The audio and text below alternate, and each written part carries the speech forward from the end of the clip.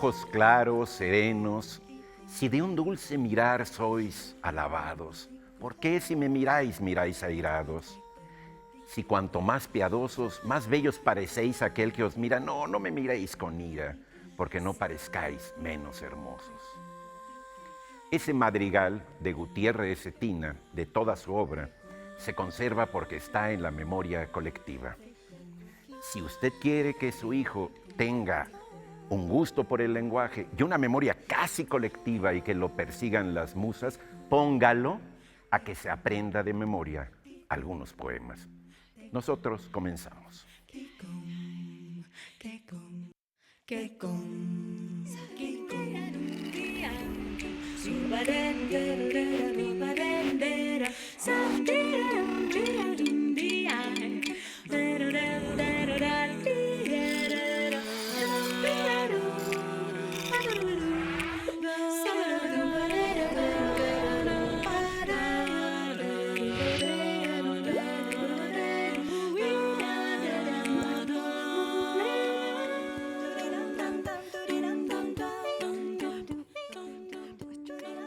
Pues ya les habíamos dicho que por lo menos yo mis entradas este año van a estar dedicadas a los idiomas, a extraños, a curiosos, a lo que sea. Hablábamos de que había cerca de 7.000 en el mundo que se hablan actualmente. Algunos van desapareciendo y otros van llegando.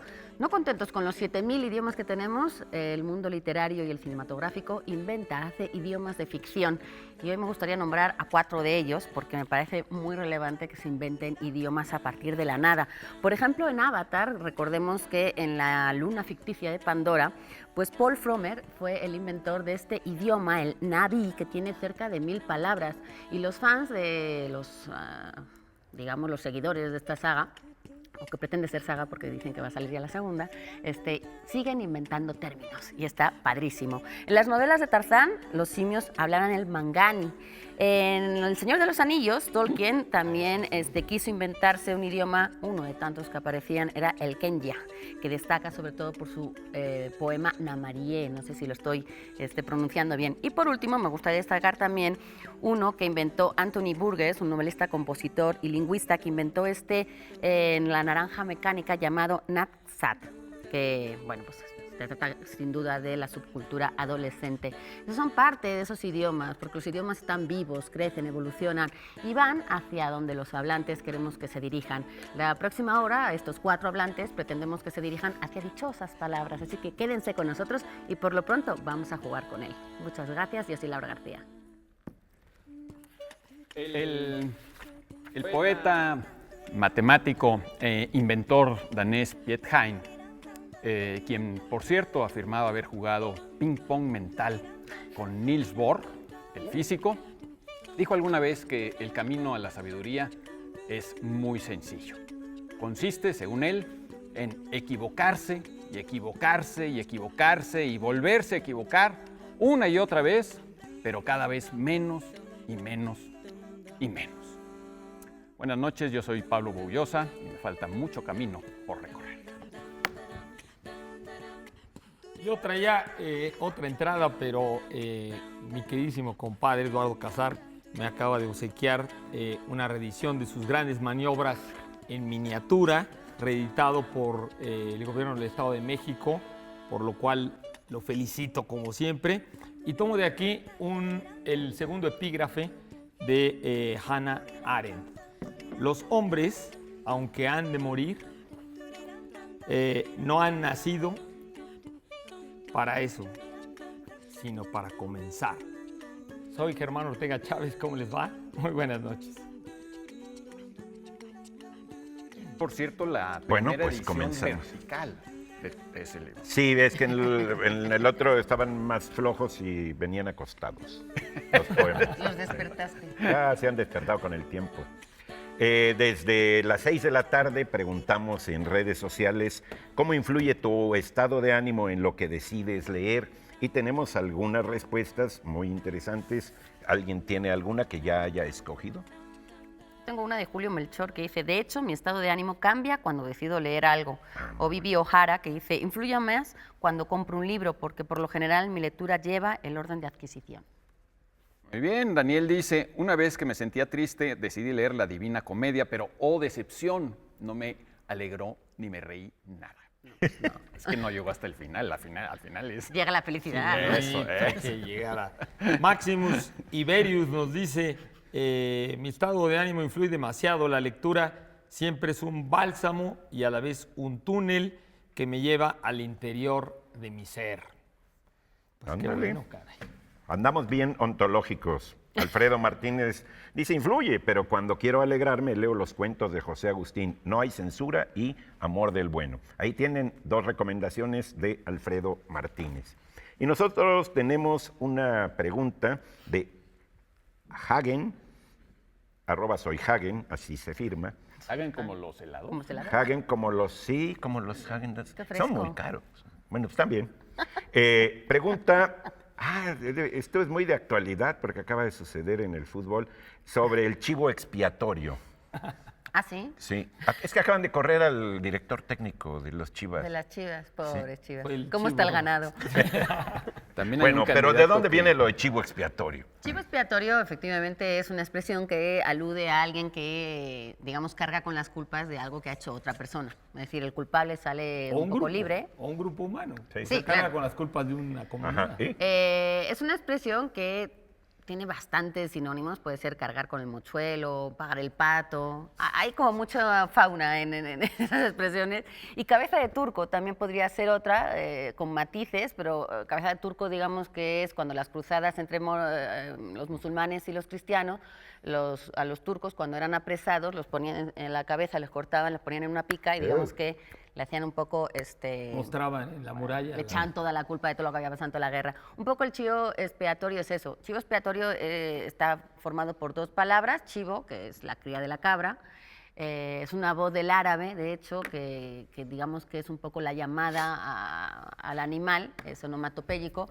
Y expiatorio, que viene de expiar, con X, que no tiene nada que ver con espiar como vigilar, sino expiar como borrar las culpas, y de eso se Con trata. X, Un chivo expiatorio era como se le llamaba a uno de los 2 chivos que digamos que antiguamente en la religión católica se sacrificaban como ofrenda a Yahvé. Es decir, el día del perdón lo que hacían era... judía.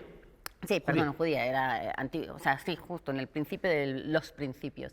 Y entonces una de las chivas era sacrificada, derramaba sangre y la otra la abandonaban en el desierto y digamos que uno era para aludir al arrepentimiento de las culpas de la humanidad, o del pueblo judío en este caso, y la pobre cabra que se quedaba ahí en el desierto pues era abandonada y digamos que cargaba con las culpas. No sé si había un borrón y cuenta nueva, pero digamos que es una tradición religiosa antigua, que por supuesto ya no se practica, pero que tenía que ver con ese día del perdón. Y digamos que es una de tantas expresiones que hay en la religión. Está llorar como una Magdalena, está el regreso del hijo pródigo, está predicar en el desierto. Es decir, hay muchos capítulos de las escrituras religiosas de las que se han tomado expresiones con las que hoy aludimos a cosas muy Sí, que cotidianas. las usamos de manera cotidiana, ¿no? Ajá. Hay un autor que a mí me gusta mucho, no exactamente por ese libro, que es René Girard. Está publicado en Anagrama, en los ensayos. Tiene uno que se llama, no sé, mentira, verdad, no sé. sobre La la- verdad y la mentira en la novela. Pero tiene uno específicamente sobre El sacrificio. el chivo expiatorio. Ahora, chivo tiene muchas acepciones buenísimas en el diccionario, que tiene que ver con muchos... ¿Chivo solito? Ujú. Chivo Chivo. solito, chivo, Chivo a secas. que además de ser la cría de la cabra, que va desde que deja de amamantar hasta que está en edad de procrear. Digamos que es una etapa adolescente de la cabra, de esa cría. Pero, por ejemplo, en Chile, en femenino significa mentira. En Cuba tiene 2 significados, uno como bicicleta y la otra es como el acordeón, lo que yo llamo chuleta, este papelito donde se apunta uno. En lo que España sabe. le llaman chuleta al acordeón. Chuleta. Al acordeón, qué padre. chistoso. Yo Bueno, traigo pues aquí en mi Cuba chuleta. lo llaman chiva. En Venezuela, por ejemplo, es como se le dice a la suerte cuando es buena. En Nicaragua es la colilla del cigarro, así Bueno, se le y- dice chivo, la también. palabra. Y en México tenemos, en el fútbol mexicano al menos, nuestras chivas expiatorias, ¿no? Nuestras chivas Sí, las expiatorias que chivas, pagan. no sé si Ahora, son expiatorias. el chivo... Pero son campeonas. Digo, ahorita que decías del chivo, bueno, el chivo era un animal de lo que hablabas del sacrificio por el origen del término y de referirse a ese animal, es que recordemos que en las religiones antiguas los animales sustituían a los dioses que morían por los hombres, ¿no? Fundamentalmente dioses que morían en el equinoccio de primavera, ¿no? Como Adonis, como Tamuz, como Dumuzi y como Dionisos. Justamente el dios Dionisos, había una fiesta en Atenas que se llamaba Apatón, en el cual Dionisos era representado por un chivo negro, que se llamaba Dionisos Melanagitis, ¿no? Y este Dionisos pues era una forma de una encarnación de Fauno, del dios de la naturaleza, del dios de la lubricidad, del dios del sexo, el dios del erotismo, y que pues luego se tomó este modelo para el diablo, ¿no? Para el arquetipo del diablo medieval. Y esta era una costumbre muy del Mediterráneo oriental. De hecho, los judíos lo tomaron de los cananeos. Los cananeos le llamaban al dios que encarnaba en un chivo y que era sacrificado en los otros lugares cananeos, le llamaban Baal-Gad. Baal-Gad, que después la tribu de Gad, una de las 12 tribus, la tribu de Gad tenía como símbolo a este chivo.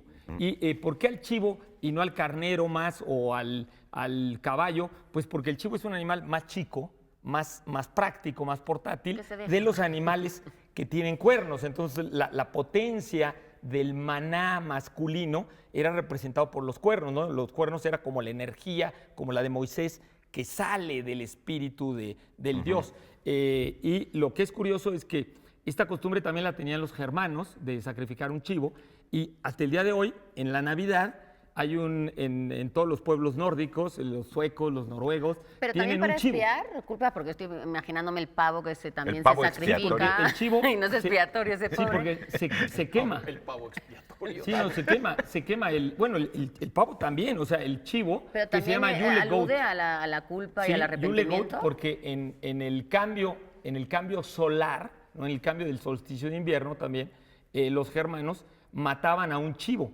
que era el chivo que representaba al sol. Y este chivo, lo curioso es que todavía los nórdicos le llaman Yule Goat, y es un chivo hecho de paja, ¿no? Hecho de paja que antiguamente se quemaba, que era este mismo sentido. Oye, Germán, ¿y tú has de Todo saber por qué hay? sacrificio es como una idea de un equilibrio, como de un restablecimiento de un equilibrio. De un orden. Para que algo Incluso nazca, algo en la tiene que morir. comunión católica, pues también hay eso, hay una idea de reconciliar y de que todo vuelva a quedar. Aunque también hay un sacrificio, bueno, pues Sí, es hay el un cuerpo de sacrificio. Dios, o sea, Sí. finalmente hay un Por supuesto. sacrificio, bueno, se supone que es el El cuerpo Dios de Dios. que muere por los hombres. Claro. Bueno, el caso del pavo, que tú dijiste, sí es así. O sea, El Día de Acción de Quetzalcóatl Gracias. se convierte en Huaucholotl y muere por los hombres para que se cree la nueva era. Voy a la dichosa definición para que ustedes busquen allá en su casa, en sus diccionarios, la dichosa palabra. Sitio al cual se trae con engaños al enemigo y en el que es fácil derrotarle, emboscada, acechanza o cepo. Pieza de la armadura antigua que protegía la cabeza semejante al casco o al yelmo. Por lo general esta pieza estaba provista de una visera basculante que alzándola facilitaba la visión. ¿Tenemos, Laura? Tenemos una de las maravillas que nos tiene acostumbrados a obsequiar, El Naranjo, de Francisco Hinojosa. Después de La peor señora del mundo y El peor día de mi vida, pues también tiene El caso del insoportable niño aburrido, José Rubencito y su odioso perro Hércules, con ilustraciones de Mariana Villanueva, que, bueno, pues es egresada del ENAP, y Pancho Hinojosa, que, pues, entre otras cosas, ha sido embajador de la FILIG. Esta historia que habla de dos niños, una que se inspira en la tragedia del otro para escribir una novela, y en un perro. Así que para los más pequeños, ahí está El insoportable niño aburrido, José Rubencito. Tenemos también ejemplares de uno de los grandes testigos del siglo XX, Stefan Zweig, El mundo de ayer, Memorias de un europeo, en una edición muy elegante. Yo tuve oportunidad de leerlo en una edición bastante más económica. Esta es una cortesía de la cafebrería El Péndulo, un estupendo lugar para ir a tomar un café y a conversar. Qué ¿Cómo buena es? edición, qué buena edición esta. Sí, no, fantástico. Maravilloso. Pero es que el libro es maravilloso. Y también tenemos una suscripción anual a la revista Este País. Si van a encontrar todavía la de mayo, córranle, ahí está la despedida Sergio Pitol de Elena Poniatowska, el prólogo, más bien no el prólogo, una traducción del primer capítulo del Peter Pan de J.M. Barrie y muchos otros artículos interesantes. Y bueno, para ustedes un obsequio de Alianza Editorial, este libro que seguramente tendrá mucho éxito, muy lleno de símbolos. Oscar Wilde, El retrato de Dorian Gray. Recuerden que cuando leen ese libro rejuvenecen bastante, ¿sí? Y además le dan inmortalidad a Dorian Gray, porque vuelve a vivir nuevamente. Sin matar a ningún chivo, Sí, además. sin matar a ningún chivo, o sea, la birria queda aparte. Ujú. Tenemos tiempo para otra y ya me voy. La birria expiatoria. Miren, mejor no tenemos ya tiempo y nos vamos a una pausa y ahorita regresamos.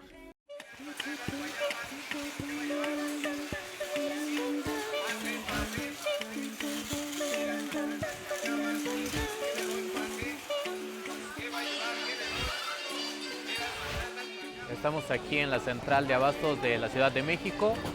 Nos dedicamos a la venta de frutas. Nosotros estamos aquí desde hace aproximadamente 25 años en la central trabajando. Y aparte de la venta de frutas, también tenemos una pequeña biblioteca. La historia de la biblioteca surge hace aproximadamente 4 años. Una de nuestras clientas de nombre Lorena es la que nos da la idea de poner esta biblioteca. Nos donó libros, nos donó fichas bibliográficas y un catálogo de libros para que la gente de aquí de Central de Abastos pudiera leer. Bueno, la idea de tener una biblioteca aquí en la central de abastos es para fomentar la lectura. Viene mucha gente, pero no toda la gente tiene el gusto por la lectura. Bueno, la biblioteca es una biblioteca de honor. No se les pide ningún documento para que se le pueda pedir los libros. Solo se les pide que cuiden, los lean y los regresen.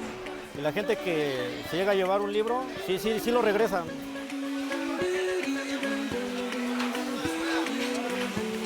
Estamos en la biblioteca Gregorio Samsa. En la Central de Abastos. Y nosotros somos los hermanos Tentle. Y le mandamos un cordial saludo a la dichosa palabra.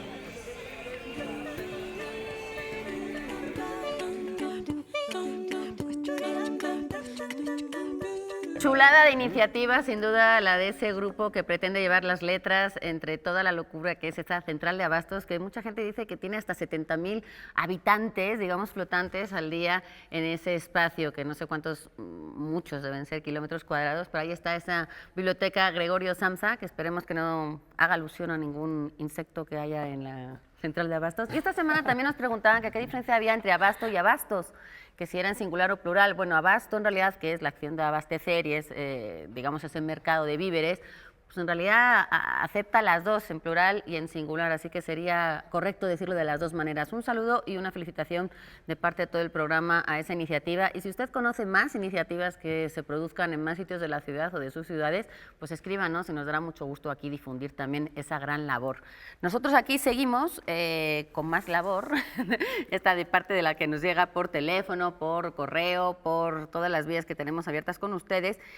En este caso nos vamos a poner un poco bélicos porque nos preguntan dónde se narra el origen de la guerra de Troya y dónde su caída. Esta fue de parte de Gustavo Salas y es buena porque siempre hablamos de Homero, pero ha de haber mucha literatura que tiene que ver con la guerra y la caída. Sí, hay mucha literatura que tiene que ver con la guerra, pero así como que hay que entender que es una tradición oral, no hay un libro o una fuente escrita de la que mane todo lo demás. Es totalmente al revés. Hubo una enorme tradición oral de la cual nos quedan algunos retazos. Y los principales retazos de toda esa tradición oral pues están en Homero, efectivamente. Recordemos que en principio se calcula que la guerra de Troya existió más o menos, una cosa que después se fue volviendo un mito, etcétera, pero existió, o más bien ocurrió hace unos 12 siglos antes de Cristo aproximadamente.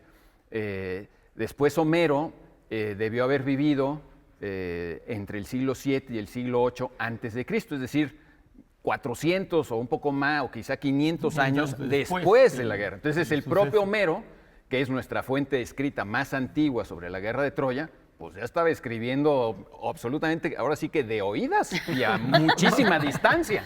O sea, tampoco es que tuviera una noción clara de qué es lo que había pasado, ni mucho menos, ¿no? Y además se había perdido el lenguaje escrito, o sea, el lenguaje escrito de esa época ya no era el de la época de Homero. Es decir, ocurre a finales de la llamada edad de, del fin de una edad de bronce, heroica, ¿no? Sí, y viene una edad oscura, o sea, literalmente una edad media, es decir, donde los griegos dejaron de leer y escribir, Y es hasta que vuelven a leer y escribir que Homero tiene la oportunidad de poner por escrito un fragmento de aquella inmensa tradición. Con mucha mitología. oral. Y con otra escritura, con otro tipo de escritura. Totalmente con otro tipo de escritura. Estábamos hablando de totalmente otra cultura. Sí, eran otras gentes seguramente, porque en esos años hubo invasiones de pueblos, muchísimas cosas. Entonces estamos hablando de la recuperación de un fragmento de una tradición oral muy, muy vasta. Ahora, ¿cuál es la fuente principal para nosotros? Pues lo esencial es leer la Ilíada.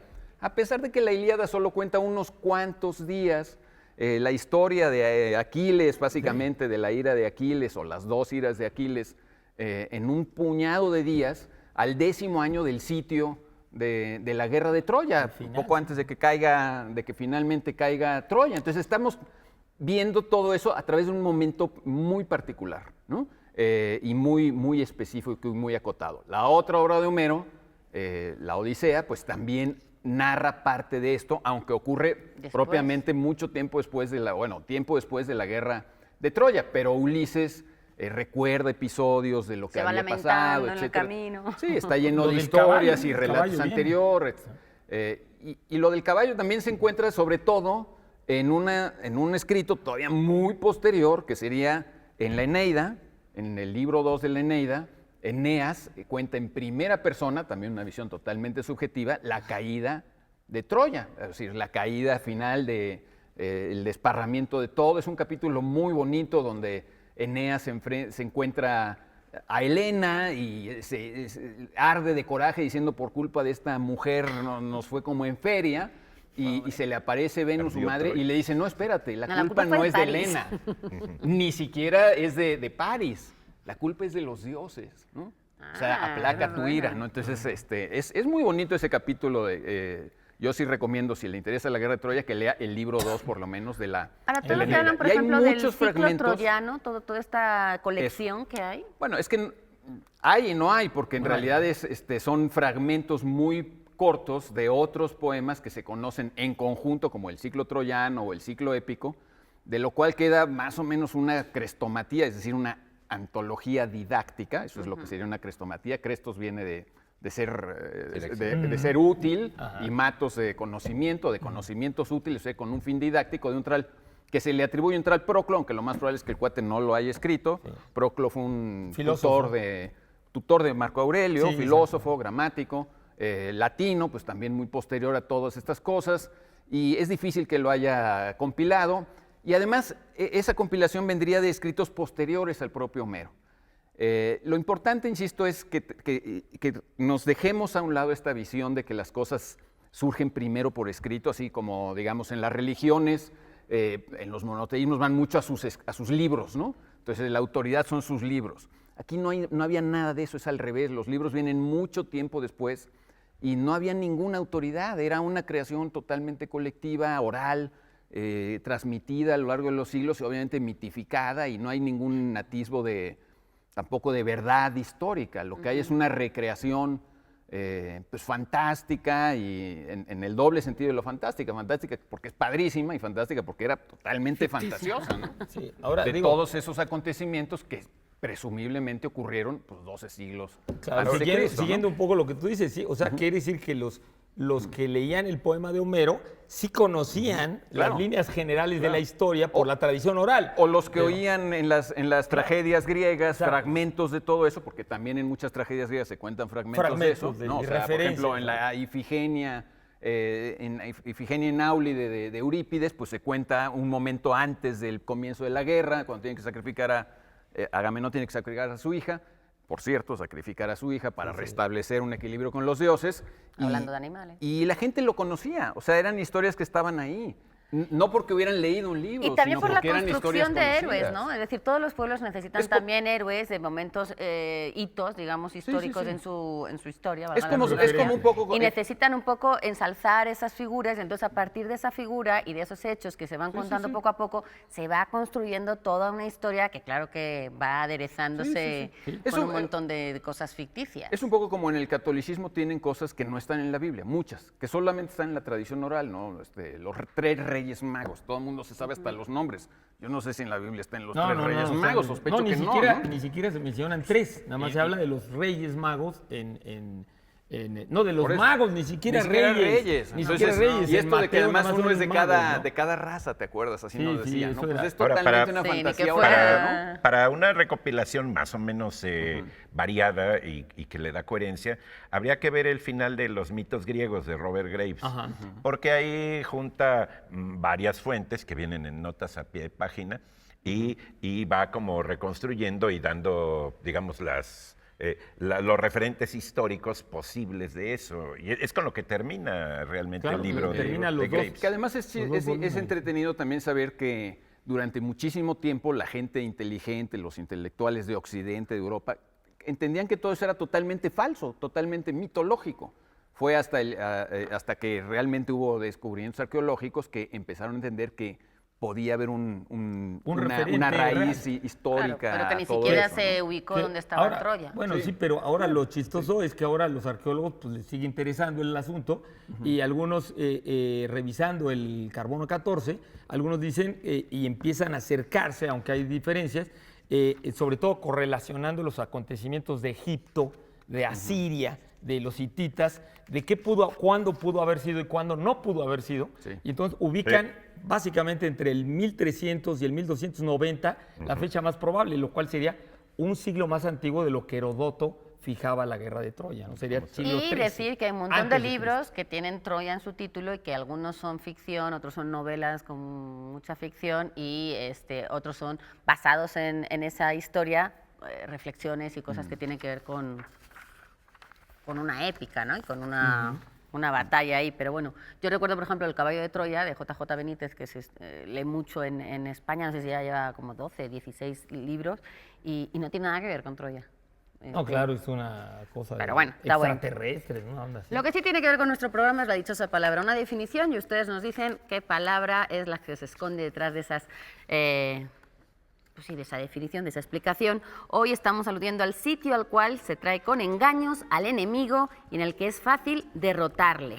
Así se define y damos como sinónimos emboscada, acechanza, ojo, acechanza y no acechanza, por mucho que se pronuncien igual, sea, con yo no S. lo pronuncio igual, es con S, esta acechanza, y cepo. También es la pieza de la armadura antigua que protegía la cabeza, semejante al casco o al yelmo. Por lo general, esta pieza estaba provista de una visera basculante que alzándola facilitaba la visión. Esa es la definición y estos son los libros. Tenemos varios ejemplares de esta colección interesantísima de Nostra Ediciones. La colección se llama Para Entender y diversos autores mexicanos, especialistas en escritores o en historiadores, pues han escrito sobre ellos. Por ejemplo, Daniela Tarazona sobre Clarice Lispector, Miguel León Portilla, ni más ni menos que sobre Fray Bernardino de Sahagún, y Viviana Benchunchan, que trabajó aquí con nosotros en Canal 22 ya en tiempos prehistóricos, sobre el interesantísimo poeta en prosa Julio Ramón Ribeiro. Bien, y para ustedes el libro del té de Kakuzo o Kakura, una traducción de Alfonso Araujo, está en editorial Enjambre para ustedes. Y también tenemos un libro que espero que haga historia, de cortesía de Debate Random House, 1000 palabras, de Gabriel Said. Realmente un libro que no tiene desperdicio, hay que leerlo. A todos los que nos escuchan les va a gustar. Yo tuve oportunidad ya de leerlo y es una maravilla, aprendí muchísimo. 1000 palabras más seguro que ya tienes. Aprendí. Nosotros, yo quiero antes de irnos a un corte dar unas palabras y agradecer a la Feria del Libro de la Frontera que se está en estos días celebrando en Ciudad Juárez. Segunda edición allá en la frontera y pues muy buena iniciativa para levantar todo lo que tiene que ver con esa población que vive una situación muy peculiar. Muchísimas gracias a toda la gente cariñosísima y maravillosa que nos recibió esta semana y bueno, pues mucho éxito de aquí a mañana que se termina y muchas ediciones más. Nosotros nos vamos a un corte pero volvemos enseguida, no se vayan. Continuamos aquí en la dichosa palabra y tenemos más preguntas y más solicitudes de ustedes. Mari Carmen Ortiz Bale nos pide que hablemos sobre Roger Bacon, no Francis, Roger. Rogelio. Rogelio. Así hubo una época que en España se Está llamaba. buena la aclaración porque normalmente es muchísimo más citado y Francis. conocido Francis Bacon. Los dos, por supuesto, ingleses y los dos, curiosamente, muy importantes en la historia de la ciencia y del pensamiento científico. Pero el chiste de Roger Bacon, que es desconocido para muchos, es que es un autor del siglo XIII, es un científico o un, diríamos, protocientífico, porque evidentemente en esa época el término y el concepto, la etiqueta ciencia, pues no había sido delimitada de la manera como hoy la acotamos, ¿no? El sentido de la palabra ciencia, ¿no? Que era un término latino, tenía más que ver con un conocimiento organizado y podía ser incluso la ciencia de la astrología o la ciencia de la adivinación, etcétera. Pero Bacon es un personaje realmente extraordinario, o sea, realmente extraordinario, genial, uno de esos genios de la humanidad que se adelantó y que pudo vivir en una época en la cual el promedio de información y sobre todo de criterios de visión del mundo eran muy, muy diferentes a lo que él dio el brinco, ¿no? O sea, dio como brincos cualitativos.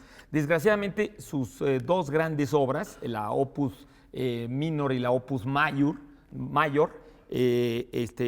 nos han llegado fragmentariamente, citadas por otros autores, y sabemos que mucho de la obra de Bacon se perdió, mucho de la obra, pero lo que queda nos enseña que fue un tipo que se adelantó, por ejemplo, en los calendarios. Fue el primero que se dio cuenta claramente que el calendario juliano que se tenía estaba atrasado 10 días y que había que corregirlo, y él señaló por qué estaba atrasado y cómo estaba atrasado y por qué los calendarios antiguos... Culpable de que Shakespeare y Cervantes se crea que han muerto el mismo día. Exactamente, esa diferencia de calendarios. Ahora, también Bacon se cree el primero, desgraciadamente no hay ningún objeto que lo constate, pero él fue el primero que habló exactamente de los lentes para ver de cerca, las piedras para ver mejor, que les llamaban. Por eso sale en El nombre de la rosa, porque lo citan ahí, ¿no? Lo citan ahí. Pues Se por eso supone se que hizo fue famoso. tutor del protagonista, Del ¿no? protagonista, De porque era Connery. franciscano. Sí. Porque era franciscano. Y además, Bacon escribió acerca del telescopio, o sea, de poner varias lentes para aumentar y ver desde muy lejos. No sabemos si lo realizó, pero yo pienso que seguramente que sí.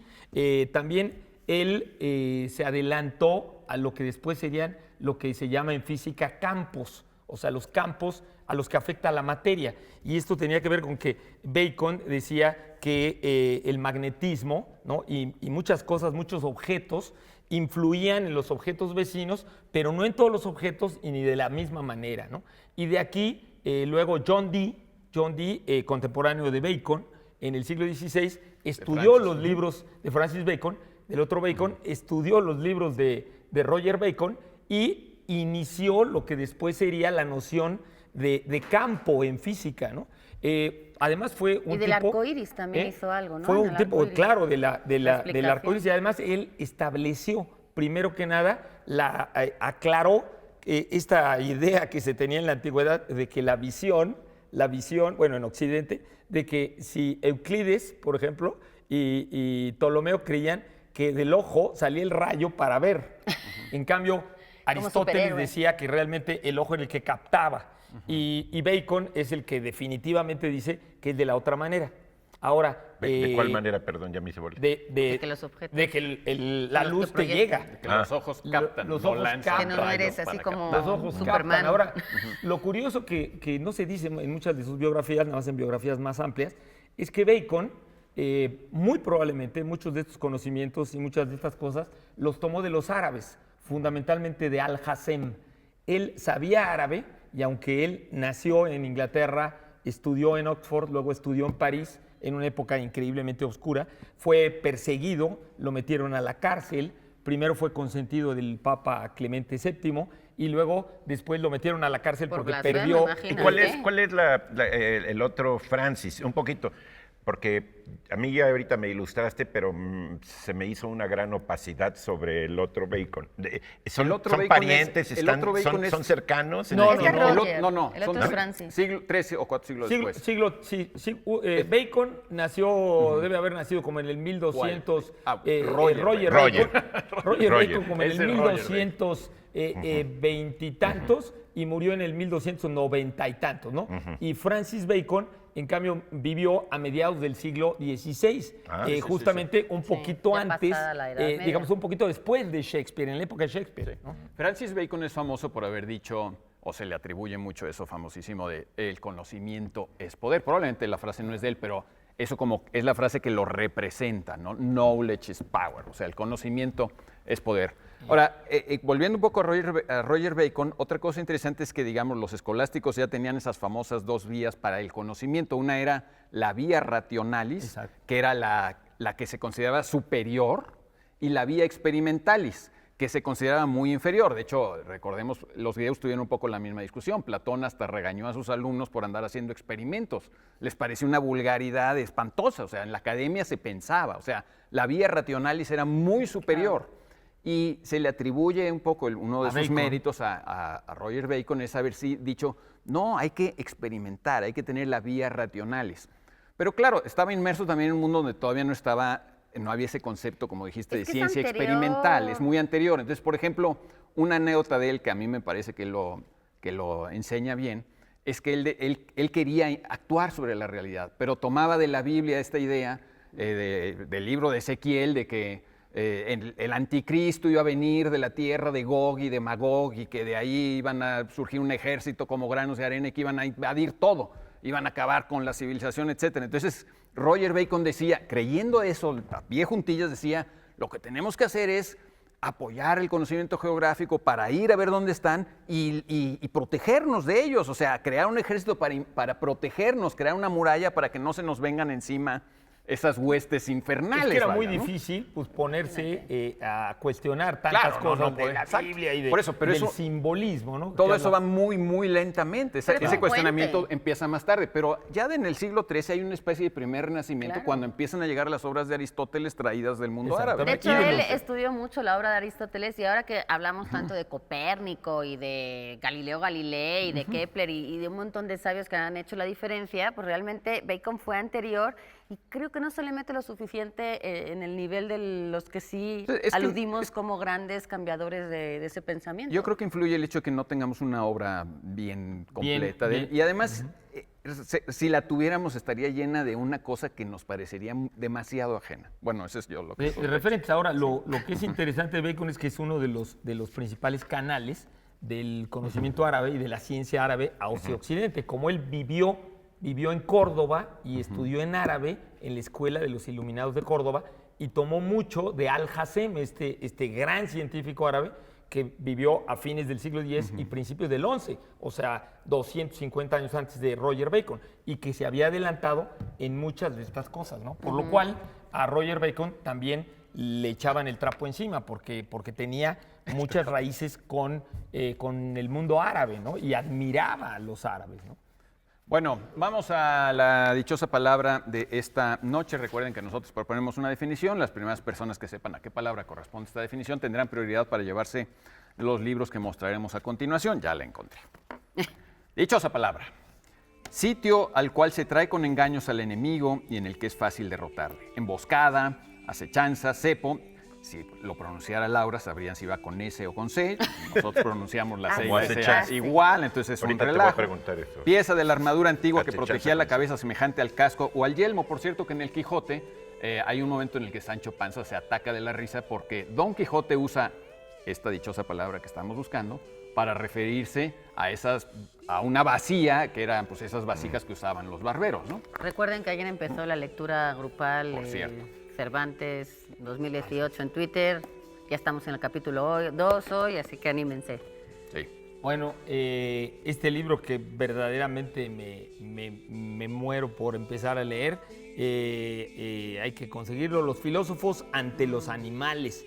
Es un obsequio para ustedes de Editorial Almadía, es una coedición con la UNAM. Es de Leticia Flores Farfán y Jorge E. Linares Salgado. Una historia filosófica sobre los animales. O sea, ellos son coordinadores, pero son una selección de textos desde la antigüedad de qué pensaban acerca de los animales, ¿no? Está Según yo son padrísimo. varios tomos y ese ocupa como la primera parte de la historia. Creo que hay Sí, una dice continuación. antigüedad, probablemente sea el primer volumen, pero se ve padrísimo. Es padrísimo. Padrísimo. Solo le faltan los rebuznos. Sí, Hoy se andamos llama. muy animales. Es para que se nos quite un poco lo animal. Lo animal. Tenemos que leer eso, porque es además un nuevo tema. Son filósofos de la Facultad de Filosofía y Letras. Tenemos también la antología personal 50 años de cuentos de Sergio Ramírez. Esta es una cortesía de Océano. Y del gran Paul Auster, aquí tenemos La ciudad de cristal, que es la primera de esa trilogía de Nueva York, adaptada por Paul Karasik y David Mazzucchelli, introducción de Art Spiegelman, cortesía de Urano. Y bueno, esta novela gráfica que, bueno, es esta historia que surgió en 1985, pero que al mundo hispanohablante nos llegó bastante tiempo después, pero aquí está esta que es una chulada. Padre, es para iluminar, mira. Es para iluminarte. ¿Qué tal? Príncipe de Asturias 2006, si no me equivoco, fue el señor. Bueno, creo que ya no tenemos tiempo para otra pregunta, ¿verdad? El libreto dice que yo mande un corte, pero como somos muy educados, vamos a solicitarlo atentamente. Volvemos.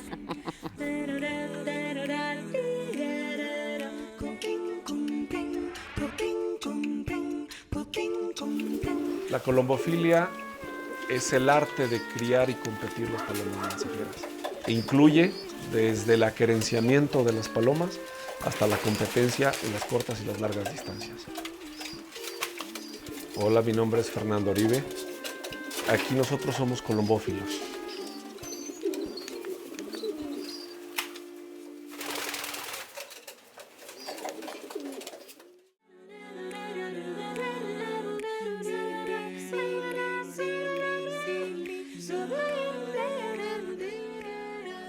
¿Qué tal? ¿Cómo les va? Aquí seguimos en la dichosa palabra. Yo le mando un abrazo muy fuerte a mi prima Margarita, que está de cumpleaños, a su madre, mi tía Maga, y a mi prima Lucrecia también, que hoy comí con ellas en una fabulosa tertulia. Oye, ¿qué dieron? ¿Qué dieron? ¿Qué dieron? Arrocito, chilito, carnita cantaron? mexicana. Y hablando de mexicana... Pero no estaba- era cumpleaños, ¿dieron eso? Sí, era eso. Sí. Ah, Son bueno, está bien. Bueno, y Eso- ¿Tú pastelito. en tu cumpleaños qué comes? Pastelito. No, Espaguetis, pues, pastas, cosas más. soufflés. Más opíparas. No, está bien eso. Más Está opíparas. bien, saludamos a las primas. Laurita, tía. Laurita También. nos decía, sí, que nos ven las tres, nos ven Ahora todos no, los están de programas. cumpleaños. ¿No les dieron bacon? Bacon, ahorita Laurita estaba diciendo que en España no se le dice Roger Bacon y Francis Bacon, se les llama No, a Francis sí se Roger le dice Bacon, Bacon. y Francis Bacon. A Francis Francis Bacon. Bacon sí se le conoce como Francis Podrían Bacon. decirle tocino pero ya de una buena a vez, ¿no? Roger Francisco Bacon en Tocino. alguna época sí aparecía en los libros de texto como Rogelio Bacon. Rogelio Bacon. Pero es Porque que es esto curioso agranda porque- la O leyenda. sea, le ponían acento Tocinón. a la... Ya ves que Y muchas veces salecita, se un huevo y se lo traducían comía. los nombres del Carlos Marx en vez de Karl Marx. Sí. Y Guillermo Adolfo Shakespeare. Hitler. Guillermo Shakespeare también. Guillermo Shakespeare. Yo me acuerdo de las obras de Guillermo Aquí sería Rogelio Tocino. ¿Cómo sería? Tocino, Tocino. Sí. Tocino. Qué sabroso. No, parecería como un Para el cumpleaños con la tía. Sí, claro, Sí, un ya se vendedor lo- de carne ahí de Está Madrid, bien. ¿no? Una cosa así. Bueno, nos preguntan Sí, aquí Bacon que levantara la si cabeza. podríamos, Pati Cardona, que por qué es chino el cabello rizado. ¿Por qué le decimos chino al cabello Porque rizado? los si chinos no tienen el Los pelo chinos no tienen el cabello chino. No, O ninguno. misterio. Por el mestizaje. O no es bien todo. bonito. Bueno, supongo, tampoco sé mucho, ¿no? Ni yo, Cuéntanos, pero ya me lo cuéntanos. imagino. Es curioso, bueno, rizado, de rizo, ensortijado, grifo, incluso el cabello grifo, ¿no? Alechugado también hay uno. ¿Alechugado? Alechugado, que es como en la forma de la lechuga. Ah, que hace mira. así. Anda. Pero un tipo de lechuga, ¿verdad? Bueno, no la claro. lechuga... Las de que ahora son transgénicas, no. Las que se Hay hacen que así preguntarle como a Dani. col. arreboladas. Hay que como preguntarle a una col. Dani si tiene claro lo del cabello Crespo, alechugado. crespo, el Lechuga. cabello crespo. Cabello sí. crespo. Mira, Yo he buscado eso porque se me pone la piel china nada más de... y cuando se te Imagino. pone la piel china, en realidad el pelo se Chinita. te... Se alafia. digamos, eriza, ¿sí? Erige. Se te pone la piel de gallina. Piel de gallina es igual también, como que... y entonces finalmente, como no recurrí a Facebook ni a Google, ¿no? Realmente no encuentro la explicación. ¿Alguien la tiene? Hay una en el Museo del Virreinato de Tepozotlán que es maravillosa. A ver. Porque ahí hay el cuadro famoso donde aparecen como el sistema de castas, que Sí, es a como uno la se le llamaba jerarquía. Y a algunos se le llamaban chino, que era, si no recuerdo mal, el mestizo con el indígena, que también podía ser el mulato con el indígena. O sea, el mulato y el mestizo en realidad eran hijos de españoles con, pues no sé si indígenas ¿Y o le negros. salía a ellos el pelo chino? No, lo que pasa es que luego llegó toda la corriente de esclavitud africana y digamos que había un Una mezcla. mestizaje bastante Sí, ya importante. con mulatos ya tienes sangre Y africana. de alguna manera, toda el grupo étnico que tiene que ver con los africanos, que además venían como esclavos, pues estaban dedicados a la servidumbre, tal cual. Entonces ellos que tienen, digamos, esa herencia de pelo más rizado, más afroamericano, como lo conocemos ¿Pero ahora. por qué lo ligaron a la palabra chino? Sí, porque... Chino en es que realidad en quechua significa hembras y se le empezó a llamar así a las sirvientas.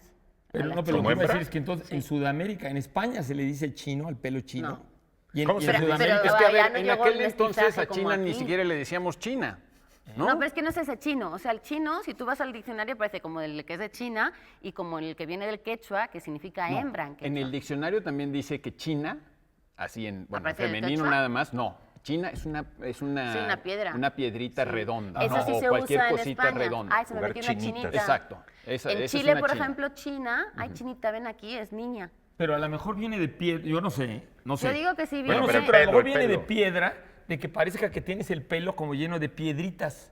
También. Puede ser una Eso es muy hipótesis, ¿no? gráfico. El pelo lleno de chinas. Yo Yo creo pensaba que- que las damas chinas era por las piedritas y que no tenía nada que ver con la China, sino que las chinas ya. eran las piedritas Las redondas. piedritas. Pero en realidad no, tampoco es Yo le cierto, digo el juego es lo que alemán. viene el Museo del O sea, Virreinato. no sabemos, ¿eh? No Claro, es sabemos. una de... Que la verdad es que me fío No, bastante pero de la fuente. esos cuadros de castas son, por cierto, muy entretenidos y muy divertidos. Hay salta para atrás y Un poco montones de... tristes porque Sí, que ves no como Son muy divertidos castas, por hoy. cierto. En realidad hablan de una cosa que era de la espantosa. jerarquía y que de las era- clases. Claro, y había Bueno, sí. y esa Como de- obsesión por clasificar del a toda la racismo. A sociedad. los que se pero dedicaban racista, a completamente al racista, sí. servicio, se supone que tenían la piel, la tez más morena, que tenían el Sí, sí, pelo sí, sí, más sí. rizado. ¿Por qué? Porque eran más mestizos. En realidad, los señores en aquel momento del virreinato y de la colonia eran los que venían de Yo- yo España estoy de y los acuerdo que... que Todo la eso está palabra bien, pero el chino- pelo... Porque, ¿por qué chino? El pelo chino. porque Por se las asociaba chinitas. a la servidumbre el pelo y se les llamaba chinas, a las sirvientas. Y entonces las chinas empezaron a ser las que venían de herencia de África. Pero eso sería en Sudamérica, porque aquí el quechua, no tenemos palabras quechuas aquí. No. Bueno, pero la palabra se empezó a usar mucho después. O sea, en ese tablero sí viene como una de las... Le voy a preguntar a castas. mi suegra que habla quechua, mi suegra. Algo Claro, de de quechua. Le Bolivia. voy a preguntar a ver si a lo mejor... Pero, Ella pero fue tu la suegra que- tiene el pelo chino. Ahora, yo no sé Mi si... suegra no tiene el pelo. ¿Por qué no Entonces, metemos Oye, Oye, ¿por qué no oída, vamos a habla otra? de ¿Por qué oída. no vamos a otra Oiga, palabra? vamos Nos otra acusan palabra. que estamos en horario familiar, a ver, vamos a otra palabra. La otra palabra aquí que podemos poner, bueno, a ver, la pequeña Jania pregunta el origen de la palabra lente. La pequeña Bueno, Jania. hablábamos de que Roger Bacon fabricó o Lentes. supo o habló de los lentes, ¿no? Viene del latín. La palabra viene, esa sí, no hay duda. Eso Viene del latín. Qué bueno, Lens, caray. lentis, lentícula, ¿no? Y quería decir lenteja. O sea, De las lentejas, claro, como de una las lentejas, porque parecen lentejas por la curvatura que tiene Lo convexo, claro. una lente, ¿no? Eso hace que parezcan lentejas. Ahora, Unas lentejotas.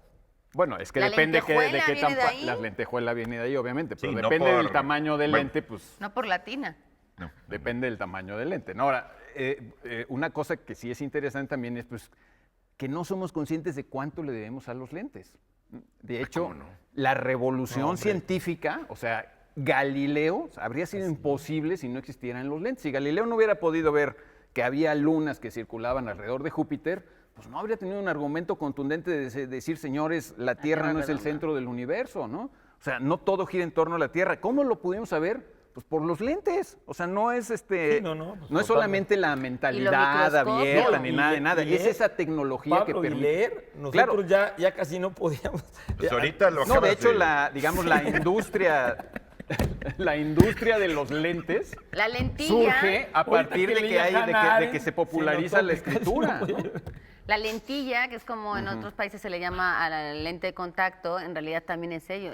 Porque el lente es lenteja, pero lenteja en realidad es lente pequeña. O sea, lo que nosotros ahora Sí, conocemos. lentícula. O lentícula, que donde viene lentejuela y un montón de palabras que tienen que ver con esa raíz, son pequeñas lentes, pequeñas lentejas. O sea, en realidad la palabra original es lenteja, no lente. Lente viene de lenteja. Sí, por eso. Y es maravilloso. Porque así eran los primeros lentes, parecían lentejas, eran lentejas de vidrio y eso pues, Ahora- hizo toda una revolución increíble. Y- Además, Gafas, y quevedos.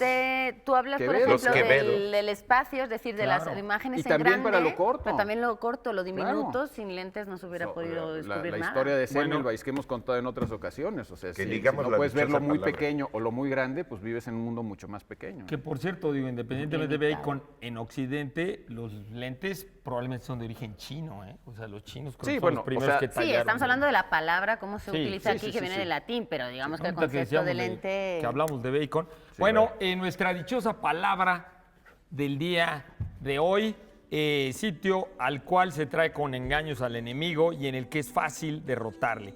Emboscada, acechanza, cepo, pieza de la armadura antigua que protegía la cabeza semejante al casco o al yelmo. Por lo general esta pieza estaba provista de una visera basculante que alzándola facilitaba la visión. Respuesta celada. Una celada. Con C, con C, Gaby no con Velasco, S. Luis Alberto García, Con C, Mariano como Montes dice de Oca, Mónica Navarrete, Héctor Osorio, supieron la dichosa palabra y pues se nos ha acabado el tiempo y Ya se nos puso el pelo chino de... ya se nos puso el pelo chino. Laura García, muy buenas noches. Buenas noches, Eduardo Casar, Pablo Germán Muñoz. Ortega. Germán Ortega. Que tengan muy buena semana. Esperemos un poco menos de calor, sobre todo allí en el norte del país. O más. Muy bien.